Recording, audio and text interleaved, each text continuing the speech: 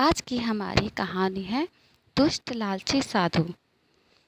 एक गांव से लगे जंगल के किनारे एक साधु कुटिया बनाकर रहता था। वह बहुत ही दुष्ट एवं लालची था, परंतु गांव वाले इस बात से अनजान थे। गांव वाले सोचते थे कि साधु बड़ा ही अच्छा एवं दयालु प्रवृत्ति का है, इसलिए वे उसका सम्मान करते और साथ ही उससे सलाह भी लेते। साथ ही गांव वाले साधु को खूब दान दक्षिणा भी देते थे। वास्तव में वह दुष्ट व्यक्ति साधु इसीलिए बना था क्योंकि उसे मुफ्त में भोजन और धन आदि मिल जाता था। खूब मान सम्मान भी मिलता था, इसलिए वह साधु के स्वांग में अति प्रसन्न था। उस गांव का जमींदार उस झूठे साधु से बड़ा प्रभावित था। उसकी साधु पर अपार श्रद्धा थी। वह प्राय साधु को अपने घर में बुलाकर उसे अपने हाथों से भोजन करवाता और साथ ही अच्छी खासी दक्षिणा भी देता था। उन्हीं दिनों गांव में चोरी की कुछ घटनाएं हुई, तो जमींदार को भी अपने धन एवं जेवरातों की चिंता हुई। इसलिए वह अपना सारा धन एवं जेवरात एक बक्से में डालकर साधु के पास गया और बोला, आपको तो पता ही है कि चोरी की घटनाएं कितनी अधिक बढ़ गई है, इसलिए मैं अपने सारे जेवरात एवं धन इस बक्से में डालकर आपकी कुटिया में छुपाने के लिए लाया हूँ, क्योंकि यहाँ पर चोरों को कभी भी संदेह नहीं होगा।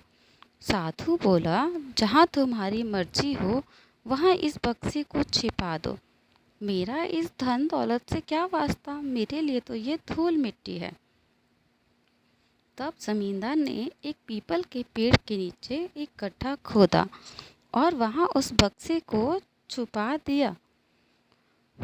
वह साधु जमींदार की नज़र बचाकर सब कुछ देखता रहा और जान गया कि जमींदार ने जेवरातों से भरा बक्सा कहाँ पर छुपाया है। बक्सा छिपाने के बाद जमींदार वहाँ से चला गया। जमींदार के जाते ही साधु उठा और उसने तुरंत ज़मीन में छिपाए हुए बक्से को निकालकर दूसरी जगह पर छिपा दिया। अगले दिन वह जमींदार के घर गया। उस समय जमींदार का एक दोस्त भी वहीं पर था, जो कि एक धनी व्यापारी था। साधु जमींदार से बोला, मैं आपसे आज्ञा लेने आया हूँ। मैं कुछ दिनों के लिए तीर्थ यात्रा पर जा रहा हूँ। बहुत दिनों से सोच रहा था, परंतु संभव ही नहीं हो पा रहा था। इस बार सोचा कि सब काम छोड़कर तीर्थ यात्रा ही कर आऊँ। जमींदार बोला, ठीक है, जैसे आपकी इच्छा, आप बताइए मैं आपके लिए क्या कर सकता हूँ। साधु बोला, बस अब मैं चलूँगा। साधु के जाने के बाद जमींदार का दोस्त धनी व्यापारी बोला, दोस्त, तुमने अपना धन जहाँ छुपा रखा है, कम से कम एक बार निरीक्षण तो कर लो कि धन वहाँ पर है भी या नहीं। जमींदार ने कहा, चलो अभी देख लेते हैं। और वे दोनों साधु की कुटिया में जा पहुँचे। छिपाए गए धन के स्थान पर जमींदार ने खोदकर देखा तो वहाँ पर तो धन था ही नहीं। यह देखकर वह बेचारा हक्का बक्का रह गया और रोते हुए अपने दोस्त से बोला, मेरा धन गायब है। मेरी समझ में नहीं आ रहा है कि किसने चुरा लिया। साधु की कुटिया से भी धन गायब हो गया। यह तो घोर आश्चर्य की बात है। व्यापारी बोला, मैं समझ गया कि यह काम किसका है। चलो मेरे साथ। यह ढोंगी साधु अभी अधिक दूर नहीं गया होगा। फिर वे दोनों तेजी से दौड़ने लगे और उन्होंने थोड़ी ही देर में उस साधु को पकड़ लिया।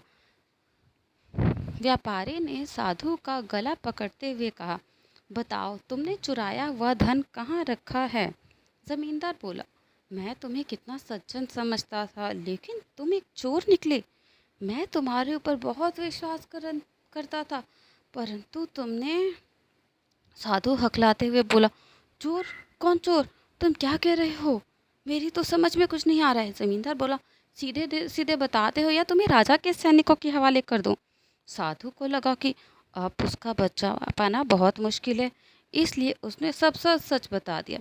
जमींदार को अपना खोया हुआ धन व जेवरात वापस मिल गए और ढोंगी साधु अपना लज्जित सा मुंह लेकर वहां से हमेशा के लिए चला गया।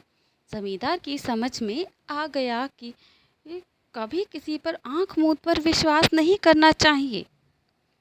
तो यही हमारी कहानी समाप्त होती है। तो इससे हमें क्या शिक्षा मिलती है? तो इस कहानी से हमें शिक्षा मिलती है कि हमें किसी पर भी आंख मूंद कर विश्वास नहीं कर लेना चाहिए।